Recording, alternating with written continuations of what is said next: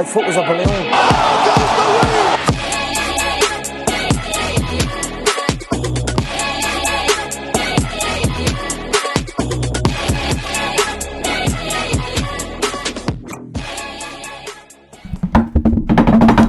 Episode 6, right? Episode 6 of Faber Fight Club. Here we go, dude. Here we go. First one without the beers, unfortunately. Yeah, it's been a long 2 months at school, but a lot of activity. Yeah. It's been a little bit of a marathon. We're not feeling so hot either. We're gonna take the day off from just the beers. We got water though. You can have some if you want. I don't know water. This is ridiculous. All right. Well, anyway, episode 6 of Faber Fight Club. It is UFC 295 fight week. But before we get into that, and before we recap last week's fights at UFC Sao Paulo, we have some fight news. Dana White blessed us on this Monday afternoon. He is cooking right now. 3 huge title fights were announced. Sean Strickland versus Dricus Du Plessis at UFC 297. Ilia Topouria versus Alexander the Great Volkanovski at UFC 298. And then Sean Omalley versus Chito Vera 2 at UFC 299. Poor Rob, dude. But huge announcements, just absolutely massive fights, and I love that Dana just dropped all 3 at once. I know. It's great. I love when like you came in my room to show me this, and just like the first thing I see is Dana like he's like geeking. He's like, "What's up, guys?" Dana gets like so excited to announce it. He's like, I know. "What's up, everybody?" He's like screaming. Oh, he's screaming on that video. Dude, can you imagine what it's gonna be like when the Connor news drops? Oh my god. Introducing. Dude, he practically jizzes for Connor, dude. That was so funny. He's always gawking. His face shaking. Introducing to division champ. Oh my god. No, that's how hopefully the next announcement of UFC 300. Yeah, but should be. But for Strickland Du Plessis, this is the correct matchup to make. Du Plessis is the clear number 1 contender. I think that's a really even fight. I think that's going to be a really good one. Yeah, dude. I don't know. That's one's for a later time, and hopefully Hamzat's next after that. I don't even know if they're the best in the division, dude. Like, if you think of it. Dude, I still think it's Rob. But Yeah, but like, he can't be because he can't lost. Be. Like. It's a wild one, but really exciting one there. And then Ilia Topouria versus Alexander Volkanovski. Volk's coming off the tough loss to Islam, but I mean, here he's facing the El Matador, Ilia Topouria. This is a real one, man. He's legit, and this is definitely a massive step up in competition for him. Facts. He's really young though, and I mean this one should be a barn burner. Yeah, and I mean now like Volk, especially after the knockout. Invincible. Now it's like if he beat Islam and went back down, this would be like there's no chance. I mean it'll be cool, but now it's like ooh. Oh, maybe someone did it. I still have Volk in this one. I'm never gonna bet against him, but but this one's gonna be like Ilya's. I mean, he's incredible. He's a monster. But that's a really great one coming up. And then Sean O'Malley versus Chito Vera. This is a weird one. Yeah, I know. Let Sean call his shots a little bit. Well, Sean's the top dog now, man. Yeah. He's a shot caller. Mm-hmm. But for context, Sean and Chito fought a couple years ago. It was a very weird fight. Sean O'Malley had a stinger in his leg, and basically a minute of the fight he couldn't stand up. He said his toe on a calf kick. Mm-hmm. It wasn't like the kick. It missed. He checked it, but his toe it was like pressing a button in his calf, and it just the nerves in his foot he couldn't wake his foot up. Yeah, and Chito got a finish technically speaking, but the fight never really materialized, never really got going. So it wasn't. It was a weird win and it was a weird loss. It should have been more or less just a no contest, but whatever. It is what it is there. And Chito, he was ranked 6th. He had a lot of momentum. He lost the fight earlier last year, pretty handily against Corey Sandhagen. I mean, it was a split decision, dude. Whatever. And then he got a win against Pedro Munoz back in August, and Sean wanted this fight. He wanted to avenge his loss. And honestly, in all reality, everything played out so well for Chito just to get the shot. Yeah. Like with Corey tearing his arm, because Corey, in my opinion, was number 1. Yeah, he would have been next up for Merab and Aljo not choosing to fight because of the power of friendship. Yeah, but I mean, You know. Merab still should have Yes, he's this got was- he should have been in. Yeah, Merab Dvalishvili is the clear number one contender, and he has repeatedly chosen not to fight for belts because of his friendship with former champion Aljamain Sterling. Yeah. And in the same breath, Aljo wants the rematch after he lost to Sean, and Merab is like, I'm willing to wait a year so that my friend can reclaim the title. And Dana literally said out, it's like, you are not in the friendship business. You are in the fighting business. Like, do you not want to fight for the title? And now, I don't know how this will play out. I think, and then he's going to have Merab's supposed to going to fight Cejudo, allegedly. Yeah, I like that. That's a good fight. You gotta respect the friendship shit, but at some point, it's like everyone. I feel like when people go against each other like that, they get criticized. Yes. And it's like, oh, you're really just selling out just so you could get this big. But it's like, dude, there's one champion. It's not like a team thing. Merab's not the champion when Aljo's the champion. Yep. He's got to get his own belt. You got to fight. At some point, it's like, what are you even fighting for, dude? If you're not if you are literally at the gate, you're at the gate and you're just choosing not to be there. It's like, dude, what are you doing? And but also I don't know. how's he if he wants to say he's like, all right, fuck it, I'm fighting Aljo. Is he just gonna leave his camp and then who's picking up? He's just gonna go somewhere else. Well, it wasn't just fighting Aljo, but it's like, why is Merab not fighting Sean O'Malley right now? Yeah. That this should have been the fight that is announced. Yeah. But honestly, this is probably the best thing for Sean because I think this is a very winnable fight for him. I think Chito's great. Chito's awesome. I think he's got a real good chance of winning. Chito or Sean? Chito.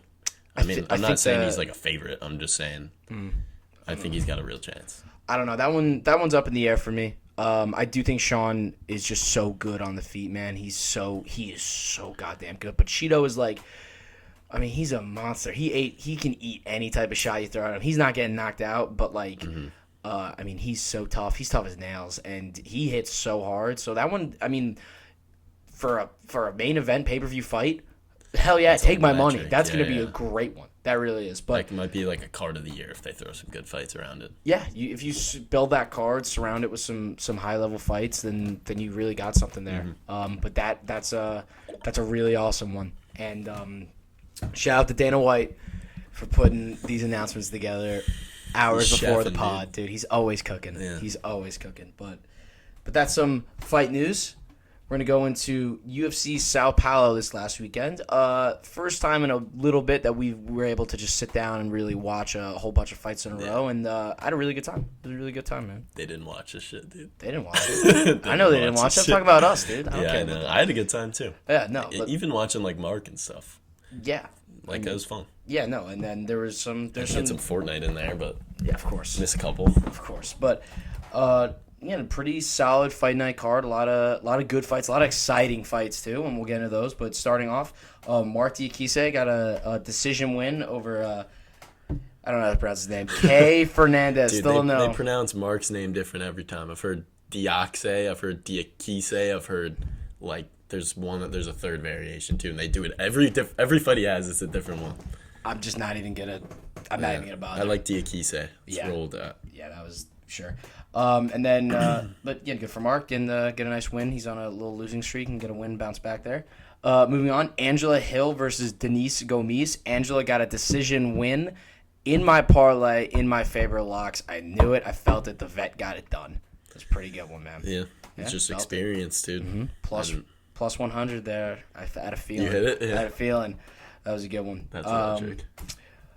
Moving on, Vitor Petrino got a knockout win over Modestas Bukauskas. Yeah. I told you, dude. I was like, this guy is really fucking good. It was clean. Oh, it was perfectly clean. timed. Dude, I told you. But look, do you see how big this guy is? He's a fat motherfucker, dude. He's Got some mass. That guy's got some pythons, and he's a really good athlete. And I mean, dude, that was a perfect left hand that he just landed flush. I know. I mean, and he's. And I love when he hit it. Man. As soon as he connected, before the guy even fell, he knew. He backed up and he's like, yeah, he's not getting the fuck up. No. He knows when he lands those shots, it's fight ending. Yeah, that was. I love seeing that. That was a great shot there, and dude, I can't wait to see that guy fight again. He's really good. Mm-hmm. Now, to definitely the fight of the night, Eliu Zaleski dos Santos versus Rinat Fakhretdinov. This was an absolute war. Fakhretdinov hurt Dos Santos so early in that fight, had him absolutely rocked. Looked like just he was going to run away with this fight. And Dos Santos came back and fought like a champ and really hurt Rinat in that third round. And eventually the judges, I think they got it right. They called it a draw. This one, perfect call on that one. That one was a draw, and it was that's a fight where you're just like, hey, let's turn this on. Like, right away, there was insane action. They were going at it. It was some really high-level stuff from guys who were unranked. For sure. And that's when I'm like, hey, run that back. Put that on a pay-per-view and run that back. Yeah. That is such a good fight. I think Rinat, too, like, after that first round, it was like, this guy might be the boogeyman of this division. And then one round changes everything. You're like, oh, shit. Dos Santos is crazy tough. He's tough, man. Like he's a guy where it's like, this is not an easy out. Like, because Rinat was dominating everyone. You'd think his fight line would be around like the minus 500, minus like 400 range, and he was sitting at minus 300.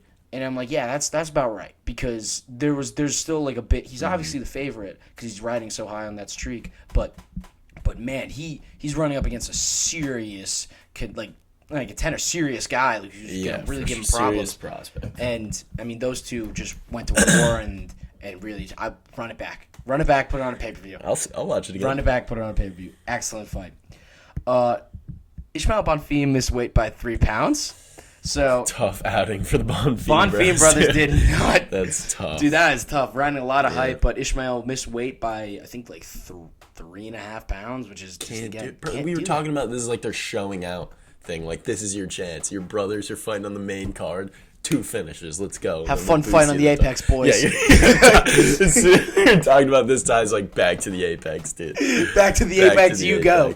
No more crowds for you, son. Yeah, dude. But that's unfortunate for a guy who, like, there's a lot of hype in him at the beginning of this year, and now coming to the end of the year, and I don't know where he stands. Yeah. And again, we'll care a little less about him now. Now I'm like, hey, fuck you, dude.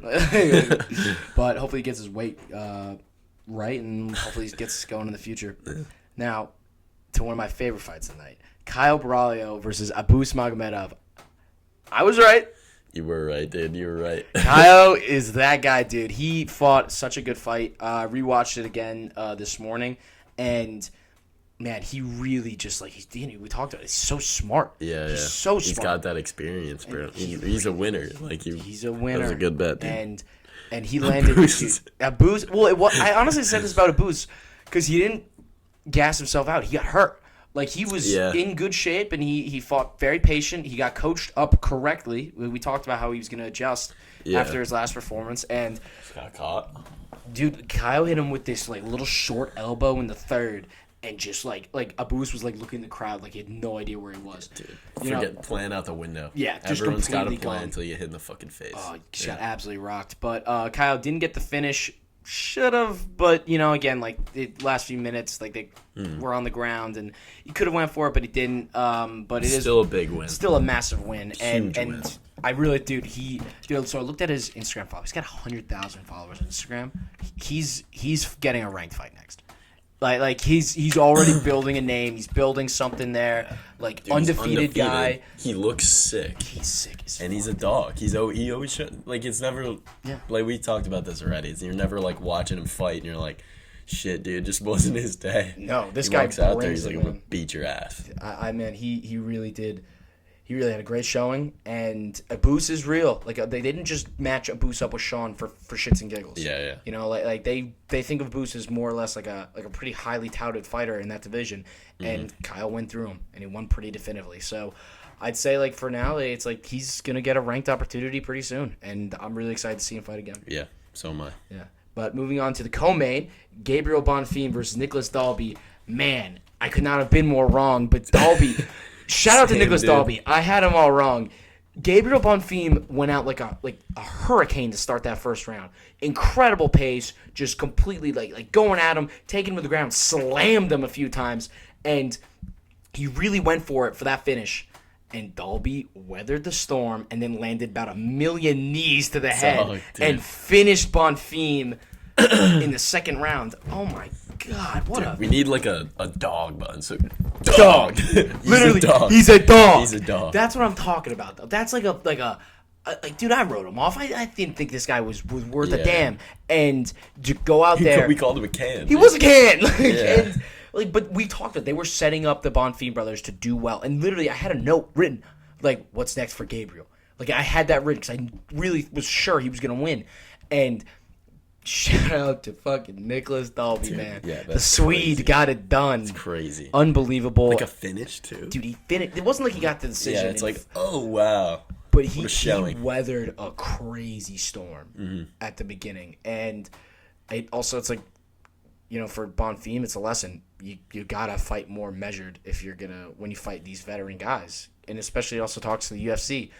All of these guys are good in the UFC. This is the best fighting promotion in the world. And as much as we call some of these guys cans, man, sometimes like you just run into a brick wall and you're just not gonna win. Yeah. And that's just what happens. I think too when you face some adversity, if you're like Dalby, you're gonna face adversity going into that fight. 100%. Bonfim goes into it, starts pouring it on him, and like I feel like he's like, and then he fights some adversity. It's like, you know what I mean? Like, yeah. And then he just gets kneed in the fucking face. Dude, he got kneed in the head like at least like 15, 20 times. Yeah. That was an insane amount of knees to eat. And dude, Bonfim is tough. He ate us like he didn't Jesus Christ, dude. This is hard metal, dude. Like that's crazy. Dude, that was a great fight though. And it was just really like exciting moment. You just didn't see it. One last thing. What's up? Are you still talking about Dalby? I actually have something else I forgot to mention. That third. Elvis Brenner had probably a knockout of the fucking year. I forgot to write this down on the notes. Holy shit. That guy just absolutely... We were right, bro. It's Charles. It's like, shoot the box, man. He had a short notice opponent, and he might have had knockout of the year. He hit his opponent, I'm forgetting on his name, with like a left. It was short, right on the temple, like right behind the ear, lights out. Lights were completely out, and it was just out of nowhere. I was watching it this morning. I was like, "Oh my god!" Like completely like face down, ass up, knockout. And it's pretty, dude. That was shout out to Elvis Brenner's pretty fucking good. I know. That was a good moment there. Yeah. Now, what were you gonna say? Dalby. He after the fight, he was like, I just beat this undefeated dude that you guys were hyping up. Like, give me someone ranked. Did everything so? I was like, yeah. Like, you get fed to the Lions and you beat the Lion, you knock out the Lion. Like, give him. I would like to see him on a pay-per-view card. He earned it. Like, just a prelim or something against someone good. He earned a fight against, dude, I don't know. Like, the top 15 is too good at welterweight. Yeah. But it's tough. There's someone with a name maybe that's, like, on the edge of the rankings. Or you got to give him something. Just feed him Kevin. Maybe. Kevin Holland? That'd be fun. Dude, he would get smoked by Kevin Holland. It'd be fun. He wants a top 15. Kevin's ranked 14, I think. But, give it to him. Maybe. Give it to him. He's a dog. He is. And he earned it with an incredible showing. Really did. But moving on to the main event of the card. The man who this card was built around, Jailton Almeida versus Derek Lewis. Interesting fight. Jailton Almeida had 21 minutes of control time. He was absolutely dominated this entire fight.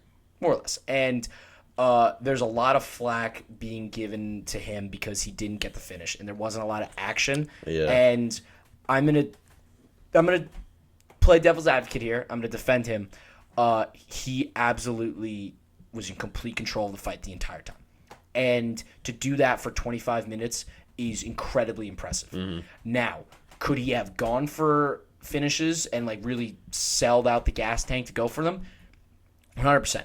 I think he could have landed some strikes, but I also got to give Derek Lewis a lot of credit because he did not give a lot of opportunities for Jailton Almeida to get the submission win. Yeah. Derek did he's a hard guy to submit, dude. Dude, he's got no neck. Yeah, he's a big motherfucker. Be sprawling around down there to be hard to submit. If you're just built like he is, it's hard to submit someone like that. And Jailton still showed him, I'm still taking him over most heavyweights. It wasn't the showcase that you wanted to see, though. You wanted to see a little bit more of domination. He goes out there, finishes him, finishes him in the first, finishes him in the second, or even at the end, dominate him, finish him. You gotta get that finish, especially with 21 minutes of control time. dominant positions. He was in full mount. I mean, he gets the full mount easily, by the way. He does that against everybody. But being in full mount, you are in control of where that fight's going, and you can basically just drop bombs and go for any type of win. And he chose not to do that. I know. It's tough, though, because, like, he's in such a pivotal spot that, like, if he loses right now, like it's like not worth it. Especially a guy like Derek. You get gassed and you're standing in front of some dude who can knock you out with one punch. Like, it was a smart fight, and he dominated. He did. And I don't know. It's just like you wish that you want to see him get a finish. Yeah. But for Gilton, I think next for him, I think that you should rebook him versus Curtis Blades. That was originally going to be the fight before Derek stepped in on a month's notice. That is the guy who I think could actually test him. Because there's going to be a lot of standing during that. There will be. Curtis is well-rounded. He's not going to get taken down every time. Well, Curtis had the control time record at 19 before Gilton broke it this last weekend. I hope that. So this is too high. This is probably two of the better wrestlers in this division, and this is I'd like to see him throw. But this is one where I'm like, let me see what Almeida. Let's see what he's really made of. Yeah. That's a fight. Put that on a 3-rounder pay-per-view. Those two, big fight. That's a big fight feel there, and that also will be like build up Almeida's stock again because his stock's down. Give him a highlight. It's so weird that his stock, after a completely dominating performance, his stock's down. Everyone was like, this guy's next. He's sick. And now he's fighting Derek Lewis. Dominates him for 5 rounds. Like, this guy fucking sucks. He's probably like, guys, what else do you want? Maybe Spivak. Or Volkov is up there without a fight. That'd be interesting. They'd smash Volkov. Dude, I don't know. He's so big, dude. Sometimes it's hard to take down those guys. Dude, Aspinall subbed Volkov in 3 minutes. Volkov just got that cheeky sub, so. He did just get that cheeky sub. That's, cheeky Ezekiel. There's still some good options for Almeida, but again, he belongs 100% in the top for sure of heavyweight. For Derek, I would love to see him rematch Tai Tuivasa just for fun. We talked about that. For sure. That would be, just give Derek someone to stand and bang with and let him trade. Yeah, I don't want to see him fight some grapple merchant prospect. I want to see him, he needs a fun fight. Derek is not competing for championships. He's not competing for titles anytime soon. This was a moment for him to kind of get back in there if he got the win, which we all thought would have been very difficult, and he got dominated. Give him a standing 3-rounder, just let him swing, man, and the fireworks will be amazing. Dude, I will say, too, about the Almeida fight, I was a little disappointed in, Derek's coaching. Because, with, Curtis, how he landed that big uppercut, it was timed perfectly. Yes. I was like, wow, that's beautiful. That's beautiful. And then, he comes into this fight, and it's the same principle. He's going to shoot. The uppercut's going to be there if you time it right. But they were, screaming it out at the first round. I was like, okay, yeah. He's got to land this. He was going for it, kind of missing it. And then it's, the 4th round. He comes back to his stool, and they're like, all right, let's go, Derek. Land that uppercut. I was like, that's what you got for him after 4 rounds? Your plan A was land this uppercut, and your plan B is plan A? They had nothing for him. And it's a little disappointing. I don't know what... They were in such a shit situation where it's not much you can do. Dude, you got to land this one shot. That's it. That's your only chance. And it's a tough one. They didn't see anything throw a knee or something because he wasn't hitting it. He kept missing, and he wasn't timing it right. Yeah. So, it makes the Curtis one seem a little, yeah. I don't know. Maybe. I don't know. But fair play to both guys, Again, whatever. It was I want to say great fight, but, it really isn't a great fight. But it was all right. I will say, though, just for myself, I had my Faber lock of the week with Petrino, Bajalio, and Hill. First Faber lock of the week hits. First cash. So now... Ladies and gentlemen, I have some credibility. You can believe in what I say. I know what I'm talking about slightly.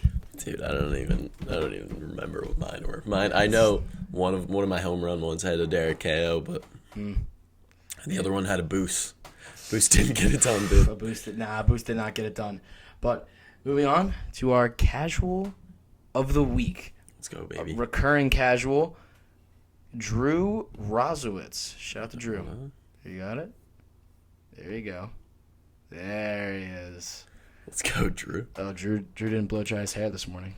He's not rizzing the camera anymore. Nah, dude, look at that face. What's up, boys? Pretty simple question this week. What is going on in Dagestan, Russia?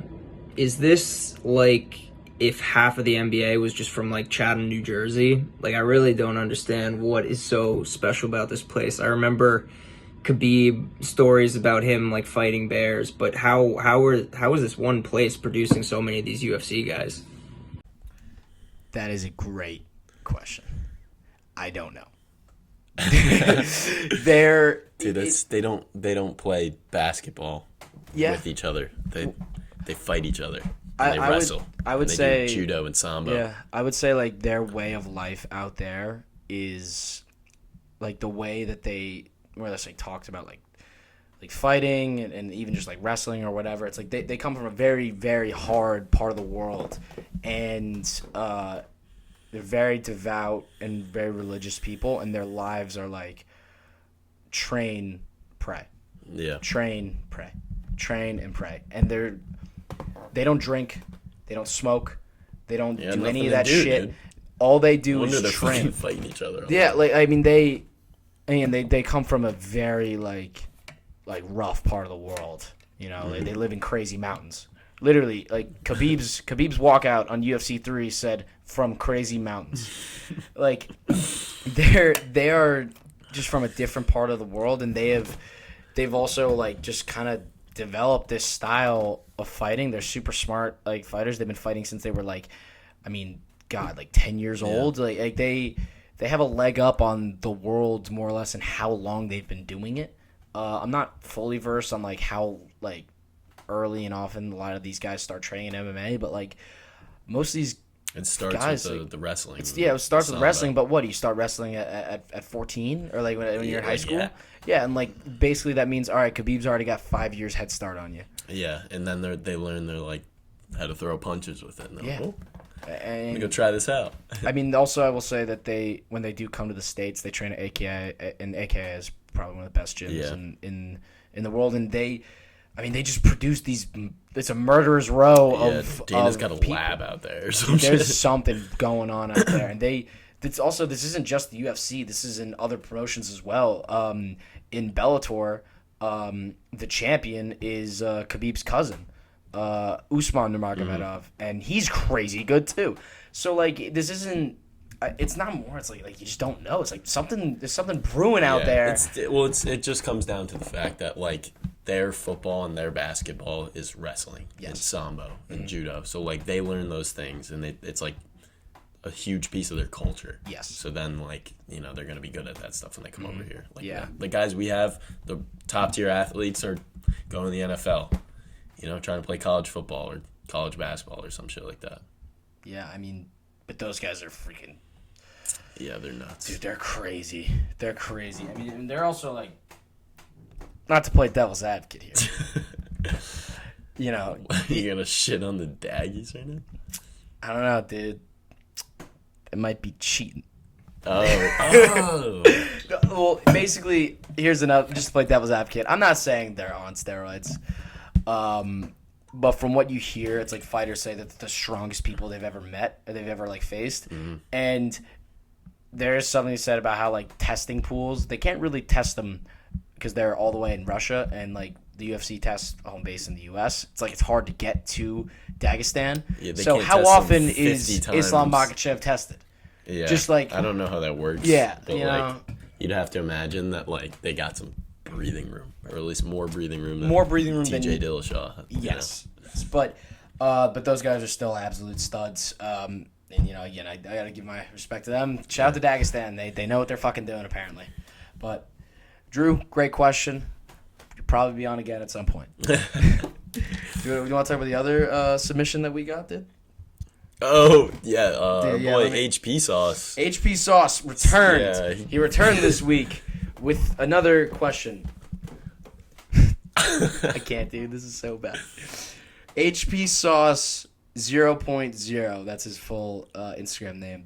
Call him by his full name. He deserves the respect. This guy's a fucking bot, dude. his question. My balls stick, and I don't know how to unstick them. It's like he means like your balls. They're sticking to Dude, his I'm thigh, not, or like, dude, I'm not because they're supposed to be This together. is a serious podcast.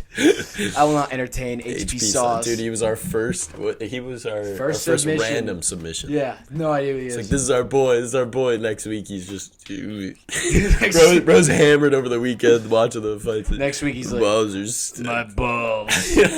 Fuck HP Sauce. I don't know, bro. Just put your hand down there or some shit. All right. Moving on. Finally. Now we have UFC 295 this week at Madison Square Garden. Last year, we had the privilege of getting to go, you, me, and BG, and it was one of the best nights of my life. So fun. It was incredible. It is different being there. There's something about that building, dude. I've been to a couple like sporting events there. I've seen some Knicks games. I've seen a couple things there, and it breeds the most. There's such an energy that comes in that building, and it's like gravity. Yeah. There's like a gravity to it. Walk in, you're like, there's gonna be something amazing. It really feels like every time you're there, you're like, it's like something history. sick's about to happen. And being there last year, we saw an amazing fight card. Like from the prelims on, there were so many like recognizable names and fighters, former champions, championship competitors, and everything delivered, man. There were so many crazy moments last year. Card of the year, man. Card of the year. Steamroller. We watched him fight, dude. Exactly. Also, one of the kids I train with, he went up to Longo Serra, and he said like he walked in and Matt Frivola was there, and he was like, oh shit.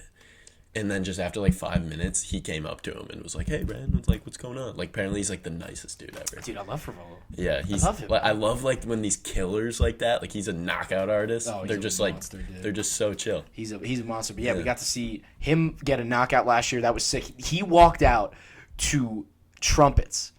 Edwin Diaz's walkout song. He walked out there from New York and then knocked some dude out cold, Abu Zaitar. And I mean, we also saw a double knockdown. Shout out to Michael Trezano from New Jersey. I think you said that the last time. I did. I'm saying it every time. We also saw Meatball Molly. She fought my girl. She's also from New Jersey. Oh, yeah, bro. You made me throw $30 on Meatball. I was wrong. She was plus money. I was like, She was plus. It was Aaron Blanchfield. Aaron Blanchfield's the fucking truth, dude, and that was awesome. I mean, Renato Moicano had the greatest mic drop I've ever seen. Like on the post fight, that was sick. Yeah. Dan Hooker put on a show, got a finish. Like Frankie Edgar. Sucked. Then Poirier Chandler, one of the most insane fights I've ever seen. The energy with those two were in there. Oh my god, it was incredible, amazing fight. Dustin won, whatever. And then Zhang Weili getting the finish, and then Alex Pereira pulling off a miracle in the film, where he returns again this year. Now, did we lose a lot of money? Yes. Did we spend a lot of money going there? Yes. Do I not remember the Pereira fight because I was hammered? Yes. Yeah, dude, I don't remember. Yeah, that's the thing. Like, some of those fights, I'm seeing replays of them. I'm like, that happened? Well, we started drinking at 4 o'clock. Yeah. So long day, it was an expensive day. Very expensive, but amazing time being there, and now we're back at MSG once again for another pretty good fight. Fight card. Well, let's get into it for the prelims. Some of the fights we're going to highlight here. Jared Gordon versus Marco Madsen. Jared Gordon is very famous because he got robbed against Paddy the Baddy. Gordon's, he's a vet. He's been around a long time. Marco Madsen is kind of just like a whatever guy. He's got a good record, but, he got finished by Grant Dawson. Like an Olympic wrestler. Yeah, pretty highly touted wrestler. I don't really know the odds here, but I think Gordon's probably a slight favorite. I would take Gordon because he was looking pretty solid in his last fight against Bobby Green before he got headbutted. But again, that's two vets, pretty named fighters. Marco Madsen, he's like an athletic striker. He's not super technical. Mm-hmm. He's big. He's meaty. He's a wrestler. He can throw big shots, but against someone like Jared, who's proven he's pretty technical. Yeah. Mark's Mark's plus 150. Mark's plus 150. So I'd say that's a good line. Yeah, it's a good line. That's pretty even 50-50 fight, Yeah. at least looking at it right now. But moving on. Nazim Sadikov versus Vyacheslav Borashev. Slava Claus himself. Now, Sadikov is very highly touted. He got a submission win over Terrence McKinney earlier this summer. Terrence McKinney's no joke. And, again, there's another guy who he also fights out of Longosera. Someone who, in lightweight, maybe he's making a little bit of waves. Again, getting a good win against Terrence McKinney. And someone you're like, oh, maybe he could make some noise. Now, Borashev is this Russian lunatic. He's got this big beard. He looks like a disheveled Santa Claus, and he's got crazy striking. And he's someone who definitely is super fun to watch. Yeah. He is not a great grappler though, so that's why Sadikov. I think he's actually only a minus 155 or something around those lines. Yeah, Slava lost to Diakise too. Yeah, he can't grapple. He can't grapple, but he's got hands. He's got crazy good striking. That one, And then he does that dance after he wins too. You know what I'm talking about? Yeah, he does the that I don't even know what it's called. The Russian. They know what we're talking about. The Russian dance. They're like hands up, knees are down. But that's one where those two guys are pretty fun fighters, and for a prelim card, for a prelim fight, that's one that flies under the radar for how good it could be. Yeah, for sure. Definitely. I could see a big highlight. Yeah, definitely. That's one where hands could be thrown there. Yeah. Moving on, Tabitha Ricci versus Lupi Godinez. Lupi had a crazy fight at Mexican Independence Day back in September. She dominated her opponent. I don't even know who she fought, but it was oh my god, this chick's grappling. Oh, it was grapple domination. Everything? I think she got a submission win. She was just absolutely killing this person. And facing Tabitha Ricci is a big step up in competition. Lupi wasn't ranked. I don't even know if she is still ranked, but Tabitha is ranked pretty highly in that division. So this is a step up in competition, but Lupi had such a ridiculous performance to where I'm like, oh my god, I'm feeling the hype around her. I'm taking her in this one. Dude, well, all right. Well, let me say this: the Tabitha girl. Mm-hmm. I wrote down her only loss, dude, is to Manon Fiorot. No, I think she lost to Macy Barber as well. Dude, she's 9-1. You sure? Yeah, she's and this bitch that beat Rose is good. She's huge. Maybe. She's huge. And I think Tabitha Ricci, dude, you're undefeated and that's your one loss. The one thing I will say though, I watched her a while ago fight this girl named Maria Oliveira. She's a Brazilian girl. Mm-hmm. It was the most by the third round they were both gassed and it was one of those ones you're like, fuck, who's the next fight? So she's got a pretty record and stuff, but I don't know, man. Lupi's tough, so I think it's a pretty even matchup. Yeah, I'd say so. But I'm riding high on the hype with Lupi because her performance was oh my god. Lupi's minus 160. It was a big eye-opening fight. So and at minus 160, that's good odds for me. It's pretty 50-50. That's pretty solid. Yeah, but again, I love these 50-50 fights. I like that they do that on the prelims. Me too. It creates more intrigue, and when you see a big highlight, you're like, oh shit, someone either separates themselves or stays in the pack with those types. And you don't like seeing someone who's minus 500 walk out, and you're like, sometimes you're like, unless they're excited. Finish, you're like, yeah, unless they're super excited. Yeah, I like when it's plus 100, and it's this fucking pissed off chick. Yeah, you're like, yeah, love that. Let's go. That's one where you bet on her and you're rooting for her. But moving on to the last fight of the prelims. Astro Boy Steve Urkeg versus Alessandro Costa. Originally, Astro Boy was going to fight my boy Matt Schnell. That would have been so much better, dude. I won't talk about Schnell because he's not knocked him the fuck out. Probably. Yeah. But that was a really, really, really fun fight. But Mike, tell us about Astro Boy. Dude, Urkeg, so he stepped in his last fight, his UFC debut. Steps in on I think it was 10 days notice to fight this dude who's ranked in the top 10. So he was plus 200 something. They gave him a shot because he's good. He's really good. And it was a close ass fight, dude. It was a close ass fight. I remember I was brushing my teeth during it and I wasn't really paying attention. I kept hearing, oh. And I was eventually I just went down and sat and watched. Dude, he's fun. And he also looks hilarious. I don't know what it is about him, but he's got that that special something that makes you want to watch him, dude. Maybe Maybe it's just the name. Maybe is sick. Maybe he's got a sick ass nickname. He's a good guy though. He's cool. Yeah, I think I saw the potential. I didn't watch the fight when it happened, and I rewatched it a couple months ago. It was close. And no, so the first 2 rounds were I think pretty even, pretty close, and then Yeah. he got a knockdown in the third, and it was like again he took a short notice fight against a top 10 ranked opponent at flyweight and got the win. Yeah. So say what you will about like the other 2 rounds, he got the win and he won definitively. Yeah. So, and I heard a lot of hype about his performance, and it was a little too hype for me when I watched it. He might have lost those first 2 rounds. Maybe. I thought he did. Maybe. I was like, Well, but like still, when you knock the guy down the third round, of course. Well, it was a dominant he third deserves the win. But I I heard a lot of hype about him, and then when I watched the fight, I was like, not as much as like I would have. Well, it's because I was freaking out about You were freaking out, but dude, because he's sick. he is. So But sick. he's getting a short notice fight against Alessandro Costa, and for Urseg, that just if he goes out there, puts on a show, builds more of his name, and then he's gonna get another high-ranked fight after. But we'll see. Definitely, sure. we'll see what happens to the Astro Boy. But now we get to talk about the main card. Yes, sir. Now the main card's the best part of every pay-per-view. All the best fights, and it starts off with my boy, Diego Lopez. Diego Lopez, your boy. Pat Sabatini. Diego Lopez is it's another story. It's like his tales all this time. Guy takes a short notice fight against a high-ranked opponent. Very similar to Astro Boy. However, the performance was better. Diego Lopez took a short notice fight back in May against Movsar Evloev. Evloev is this dark horse right now at featherweight. He's undefeated, Russian dude. Nobody wants to fight him. Nobody wants to do anything with this guy. Diego Lopez took this fight on 5 days' notice. And you look at him, and he's got this Justin Bieber, early 2000s, Zac Efron, stupid-ass haircut. And you're like, this guy stinks. And he went out there, immediately rocked Evloev in that first round. And on the ground, Evloev's a monster on top.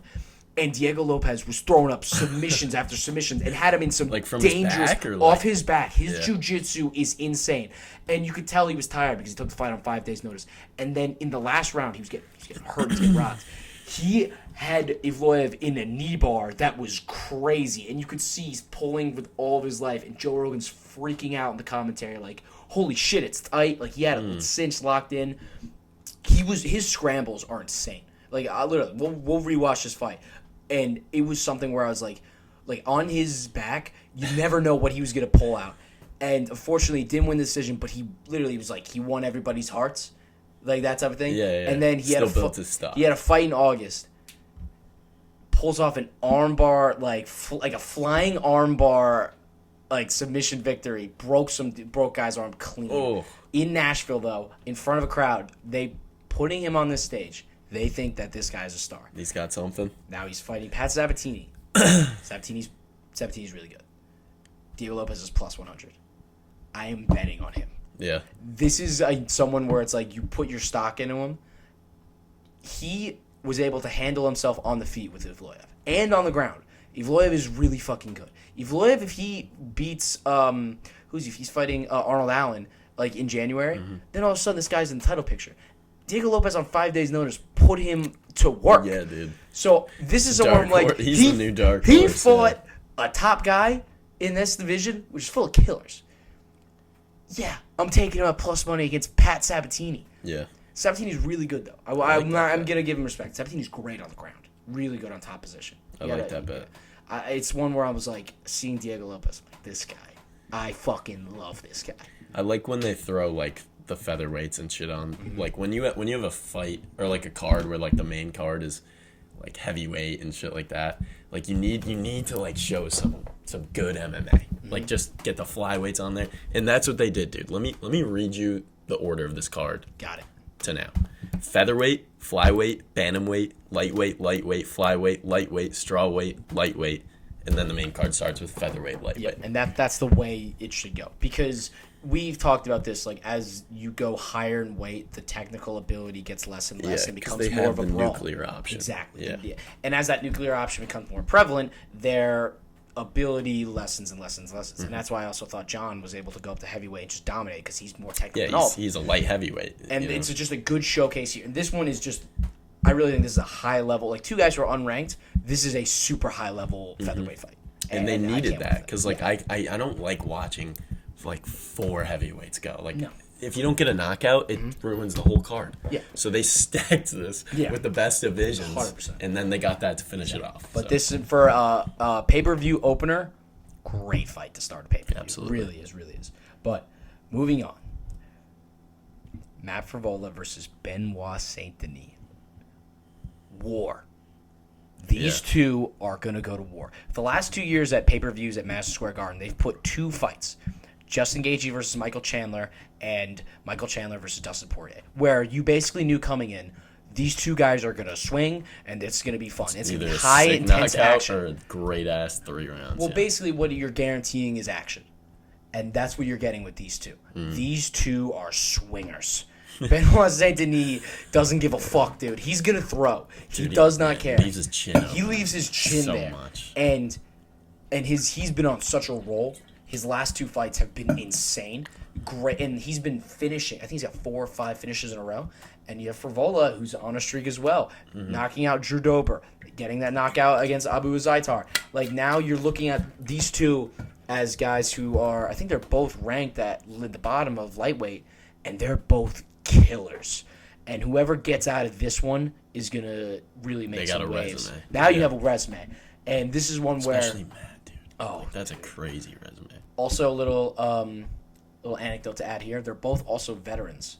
They both served, which is, shout out to them. Cool. Shout out to both of them. But these 2, like, this is one where, like, hey, you want to watch? Hey, you want to like MMA? You think you're interested in it? Watch this fight. Yeah. These 2 are gonna go to war, and this is one where I don't know what's gonna happen here. I think Saint Denis is a little more rounded, but dude, Frevola, dude, he's sneaky athletic. He's very sneaky athletic. He doesn't look like again. He's just like some 5'9" like white dude. He's pretty jacked, but he doesn't look like insane athlete. Yeah. And he'll throw some crazy kicks and some flying knees and stuff out of nowhere. You're like, shit, I didn't know he could do that. Like, he's got some ability there, man. He really does. I think if it goes long enough, it's going to be like war, fight in the night. But I don't know if it will, dude. I could see it. I could see it ending at any time. Very much. And I think Saint Denis, I think you're building like this French star because they like that market. Like this guy. Yeah, if they're gonna go back there and he gets another win here. He gets another win, that's big. and then he's gonna headline. I think he's the favorite, right? I think he's minus 200. Dude, I'm close. hammering Matt, dude. I think Matt's gonna get it done. It's really close. I think Matt's been seeing the freaking openings, Matt's Saint seeing Denis things, dude. leaves his fucking chin open all the time. It's close. Half the shots he's throwing are just like this. And who was his last fight? You remember? He fought Thiago Moises. He was very good fighter, by the way. I don't want to. Was it Thiago? Was that the one in Paris? It was Moises. Yeah. Yeah. That was a crazy. But it's fight. a war because he was beating him, and then just like every time Moises threw, he was connecting, and he's like, "Oh shit." I just don't think he could do that against Matt. This one is like Matt knocked out Gigachin, dude. I know. He knocked out Chad. Yeah, knocking out Drew Dober that's hard. But I mean, this one just for me, it sells itself. It really does. And a lot of people don't know about these 2. But for us, I'm like certified banger. Certified banger. Moving on. Another certified banger, man. The third fight in this pay-per-view, Jessica Andrade versus Mackenzie Dern. Andrade just had 5 fights this year. Just shout out to her for doing that. But she's 3 finished losses in a row. She got subbed, knocked out, and then subbed again. Yeah. Fighting really high-level opponents. And here she's fighting Mackenzie Dern. Mackenzie Dern's got a lot of hype. She's an incredible jiu-jitsu practitioner. That's the word. And in her last fight, she had a dominant performance against Angela Hill. Like, just completely dominated her. Was very aggressive. Yeah. More aggressive than she usually has been in her last fights. This is one where they're both, I think, like 9 and 7 in the rankings here. It's not an amazing, kind of action fight, but 2 highly ranked middleweight division. But, like, this one is a good fight for some name because Andrade just held a belt. Mackenzie Dern is a fan favorite. And, again, this is one where I don't really know. It could go either way. Dern's a favorite. Gatekeeper battle here. This is a gatekeeper battle, unfortunately. Yeah. It's not perfect for the pay-per-view. I think if in all reality, I would have put this first and I would have had Frevola Saint Denis before. But I favor Dern in this one. I'm taking Dern in this one. I don't really know. I don't even know, dude. I don't know. I don't know. I don't care too much. This isn't one where I'm like waking up like I can't wait for this. This one's I'll like, watch it though. Like, I'm definitely gonna watch. But now to the fight that we really have been wanting to talk about. Yeah. Materialized very quickly over these last few weeks. Sergey Pavlovich versus Tom Aspinall. Holy shit. Yeah. That's the first thing I wrote. Holy shit. Literally, I don't have the exact stats with me, but their fight time, average fight time between both of them is under 2.5 minutes each. Dude, it's like, I think it's between a minute and 2 minutes, like a minute something. These guys walk into the octagon, and they're walking out quickly. Pavlovich is like a blitz.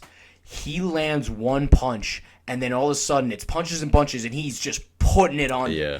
And then Aspinall is this like cerebral, super smart, like high IQ fighter who just finds the right spots and hits the exact targets, and is also incredible on the ground as well. Can get your back in seconds and finish you. These two are the future at heavyweight. I would not be shocked if we saw these two fight again after this. But holy shit. Like, this is a fight where you're like, oh my God, I can't believe we have this. I think when you said the future heavyweight, I agree. I think it's getting a little more, like, you see these guys coming to the top who seem a little more, like, less of the Derek Lewis type guys, less of the Tai Tuivasas, and Tom Aspinall is just like, holy fuck, dude. Oh my God. He throws quick. Aspinall's performance over this summer against Marcin Tybura was nuts. It's impressive to go out unscathed in the octagon. Like, land one punch, knock somebody out. It happens. Aspinall landed, like in a minute, he landed, 15 shots and just put it on Tybura. Tybura literally, like Bisping said, he's swinging at fresh air. He couldn't touch him. Dude couldn't touch him. Aspinall looked refreshed after his injury. He landed some big shots, rocked him multiple times, and got a finish in a minute. Unbelievably dominant. And that was one where I was like, I don't care that Marcin Tybura isn't a contender. I don't give a shit. Doing that against anyone in the UFC is like, oh my God. Like this guy's legit. And Pavlovich can just run through everybody. That's the thing we know, like, from that stuff, we know Tom's good. Like, the huge thing with this is, like, now we get to see how good Pavlovich is. Like, all right, we get it. You beat Ty, you beat Derek, you're good. He did beat Curtis Blades. Yeah, he did beat Curtis Blades. That one, to me, is the biggest one out of all of them. 100%. But 100%. I think this is going to answer so many questions. Because, what if Tom goes out there and weathers the storm, lands a couple jabs, and then just, beats his ass? I think Tom has the grappling edge 100%, but dude, he's really Sergey grapple. But Sergey doesn't grapple, and he's also a Sambo champion too. Like, he just doesn't. This is no clue what's gonna happen. This one could go a million different ways, and it being an interim title fight, it's 5 rounds, and that actually I think you would say it favors Aspinall, but he's coming on short notice with this one, so I don't know how good his cardio is going to be coming in, and.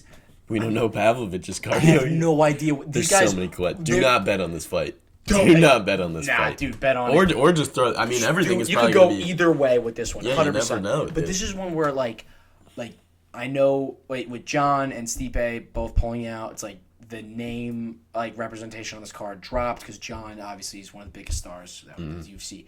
But in all reality, this is a better fight. It's a better mixed martial arts fight. This is a more entertaining fight. This is a fight where... I mean, less legacy. There's not legacy. It's more about who's next. Talent. Who's next, man? And I hope that John eventually fights either of these two. There's no guarantee about that. But oh my God, just the energy that's gonna be happening before this fight. Before, if we get another Tom Aspinall. Twisted knee. Oh, no. Because Aspinall, unfortunately, hurt his... This is, too good to be true. This is almost too good to be true. We're setting ourselves up for disappointment. But I love Aspinall. But do you want something about Aspinall that I really thought about this? He is so calm in there. And it's it's unsettling how calm he is. it's sort of, and I'm not saying this like to be over dramatic. It's kind of like how calm Conor was before his fights. And Conor was a little bit more of the trash talk and the bravado or whatever, obviously. But you would see how loose and relaxed he was in there. And that's why Conor was so good in his prime and his rise. And you see a similar type of thing with Tom Aspinall. It's just like even before he walks into the cage. And like they show he carries himself. With the way he carries himself. And you know the camera pans the fighters right before the fight starts? Yeah. Tom's just like looking at him. He's not breathing heavy. He's not like, he's just like, very stone-faced, very calm, and he's a very chill like person in general. But his smart demeanor, dude. He's not going in there fighting like with any type of emotion. He knows what he's there to do, and because of that, I think he's been so much smarter in his fights, and he's been able to pick his shots better than anybody else. And I really think he's a ascending person. He's an ascending fighter. Mm-hmm. This one with Pavlovich, this is by far his biggest step up competition. For sure. By far. Sure. Pavlovich has the better resume, 100%. Yeah.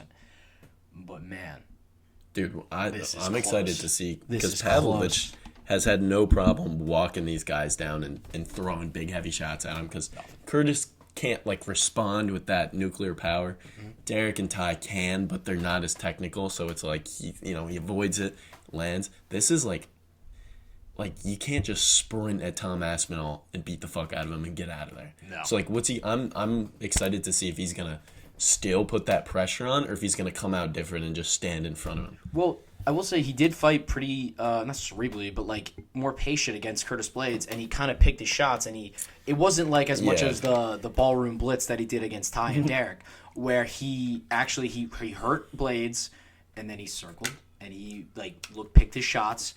And that was something that was really impressive. And, I mean, dude, but he, made Blades look like he didn't belong. I know. And that's crazy to me. So this one... This is huge. Dude. Also, if whoever wins, it's going to be like, wow, they just beat him. And then how do you not, they're going to call out John. And everyone on the planet is going to want John versus Tom Aspinall or John versus Sergey. 100%. That'd be so much better for him to go out too. Imagine John comes and just beats the winner of this and retires. I don't want to see him fight Stipe anymore. I did, but now I'm cooked on Stipe. Now I'm getting fucked. Yeah, now I'm really whatever. Stipe might just have to retire. We would. I think the original plan was that John and Stipe are both gonna John was gonna beat Stipe and then they were gonna double retire and it was gonna be over. Yeah, and freaking make out in there and hold each other's hands up. But now you have a fucking just. Such a better fight and a clear-cut number one contender for John. And I might as well just bypass the Stipe rematch. Just get her Stipe fight. Just bypass it. Do this. If John wins, he's the GOAT. It's back, man. It's so good. Sick. It's so sick. We had Ngannou still. Yeah, that would have been Imagine great. Ngannou, John, and then these two. Oh, my God. That title picture would be crazy. That'd be insane. But man, this fight is just unbelievable. And I know I'm just setting myself up for disappointment. But God damn it, I'm so excited for this one. Me too. So excited. And guess what? It's the co-main. It's not even the main event. I'm way more excited for this than Pereira. Well, let's not shit on it as we're about to talk about it. Oh, I'm not shitting on it, dude. This is nuts. This is nuts. This one Samurai versus the they're both I don't even know the words to describe them. But Yuri Prochazka versus Alex Pereira for the vacant light heavyweight championship. These two are just wild human beings. Now, Yuri is like this ancient samurai warrior. He literally screams in forests shirtless in the snow. You see him training. He's punching trees, with dude. The eye test. He has this paper. He's standing on one foot, looking at this paper with an eye patch over one eye and UFC gloves on in the middle of the forest. It's dude, this man training. He is wild. This guy is wild, and he's sick. He's incredible. He won the belt last year against Glover Teixeira. Pulled an incredible, crazy submission out in the last round of a fight that he was losing. Got the belt. They were going to do the rematch, but then Yuri destroyed his shoulder a month before the fight materialized last December. So he's been sitting out a whole year. Alex Pereira, the boogeyman of Israel Adesanya's life, Pereira is like this Amazonian tribal warrior who shoots crossbows and does war paint. For the face-offs, dude? That's terrifying. I'm not showing up. Look up the face-off with Israel Adesanya at UFC 281. He wore this red face paint. I was legitimately like the Dana is looking at him doing the face-off like, holy shit, what the fuck is this guy like doing? Like, who is this guy? It's a match made in heaven. These two are terrifying human beings, and they're also very like, they're not talking shit. They're not like, oh, I'm gonna fuck you up. They're very stoic. Yeah. And they're very like, this is another great one. I'm more excited now. Oh, dude, this one is also, just for anyone who's wondering, there will be no grappling in this fight. This will be I all. can see Yuri mixing it up. Well, here's what Pereira does. Here's what Pereira does. He turns strikers into wrestlers real fucking quick. Yeah, I could see some. Alex Pereira is the best striker in the UFC, and it's not even close. It's not even close. And Yuri is not. Now, Yuri is super dangerous. His chin, his hands are down. He's unique, he creates different angles doing that. But at the end of the day, bottom line, like, if your hands are down here, there's nothing protecting your chin. Pereira has the touch of death, dude. All right, his Poatan, his nickname, means stone hands. All right, like this guy is not meant to be fucked with. I know. He folds everyone with his power. See, dude, like Sean, everyone was like, "Oh, is he gonna stand in front of him?" And he's like, "I'm not scared of this glory kickboxing." But shut up. Yeah, should have scared. Should have been. I mean, is Yuri gonna learn from that? If I'm him, I walk in there, throw a couple of jabs, and then I shoot for his legs and start crying. Yuri's gotta. I think the way Yuri's got to fight is he's got to be right on the pressure right away, and he's got to more or less put Pereira on the back. Because he just it's the only way to live, dude, against this guy. You can't fight against the cage against him, but again, you're also walking into shots. It's so. I can't bet against this guy. Yeah, Yuri's all offense, no defense. So if you do the math, like, your brain wants to tell you this guy knocks everyone out. That is not like an extremely, extremely talented striker. Exactly. Keeping their hands up. Every opening he capitalizes on. And this guy leaves a lot of openings. He does. So you want to tell yourself, all right, he should knock him the fuck out. But, like, seeing this dude in the jungle training and shit, I'm like... Dude, he is terrifying. Mm-hmm. And we had a matchup with him and Jan Blachowicz after Pereira, he lost to Adesanya after really hurting Izzy caught him like in April. They set up this matchup with Jan Blachowicz. Blachowicz is former champion, light heavyweight monster. Also incredible stand-up, amazing striker. And he's good at mixing it up too. Very, but like his grappling isn't amazing. But he utilizes it if he needs to. Exactly. He's not like an idiot. But he's talking pre-fight. He's talking pre-fight about, I have to check my stand-up against this guy. You know, they say he's the best. I have to check it to see if I am the best. 10 seconds in, he's shooting for legs. Yeah. You know, and Pereira was able to survive, didn't get subbed, and then he was hurting Blachowicz, dude. Blachowicz was in that corner, like, with his hands up, like, oh shit, I might drop. And very close fight that Pereira got a split decision win against, but he folds these people, dude. It puts somebody in front of him, and he's just gonna knock you out. Yeah, the unorthodox striking it doesn't do it for me. Pereira's got 5 rounds, and he's dangerous for all 5. Yeah. But what if Yuri finishes him? I say Yuri, with being unorthodox, he does a lot of like spinning shit, but like he'll throw like a knee out of nowhere. He has to catch it. Yeah, he has to. This one is not going 5 rounds.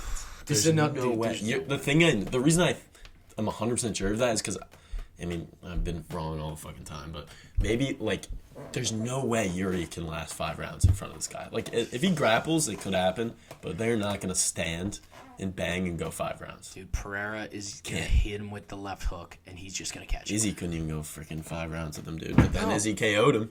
No. So it's so difficult. See, like an elbow or some shit, that'd be nuts. Either guy that wins this comes out. But Pereira's kicks are better too. Like I don't.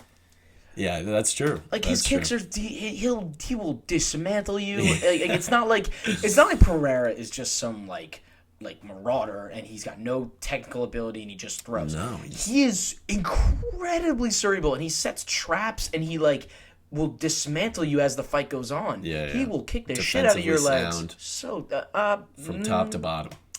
He isn't. I wouldn't say he's as defensively sound. He leaves his head open a little bit. He does. A little. Like not.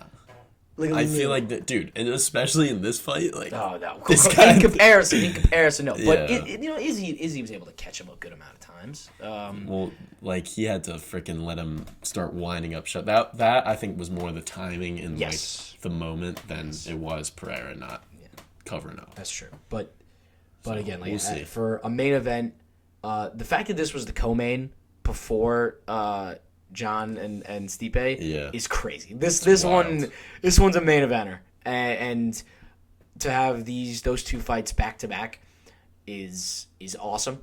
It's insane, and man, I can't wait for Saturday night.